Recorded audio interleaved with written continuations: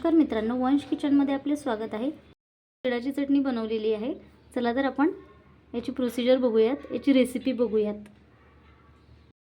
पांढरे तीळ घेतलेले आहे, हे आपण निवडून घेतलेले आहे। यामध्ये खडा वगैरे नकोय म्हणून व्यवस्थित आपल्याला हे साफ करून घ्यायचे आहे। हे तीळ भाजून घ्यायचे आहे। तीळ उडायला लागले की समजून घ्यायचे हे तीळ झालेले आहे।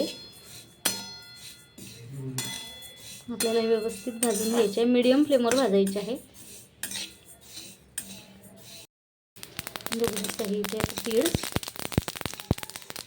छान होत आहेत। आता आपण यामध्ये एक मिरची घालून घेऊयात, हे पण भाजून घेऊयात व्यवस्थित। जेवढ्या प्रमाणात तुम्हाला तिखट लागते तुम्ही तेवढं तिखट यामध्ये घालू शकता। मी इथे एकच मिरची घेतलेली आहे।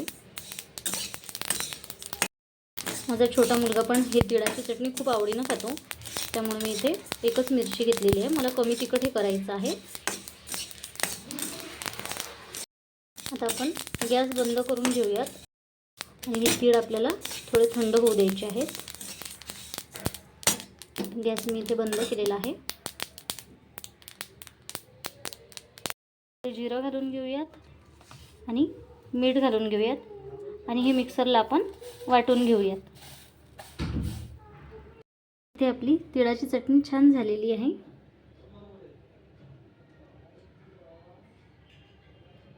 व्हिडिओ आवडल्यास व्हिडिओला लाईक करा, चॅनलला सबस्क्राईब करा। धन्यवाद।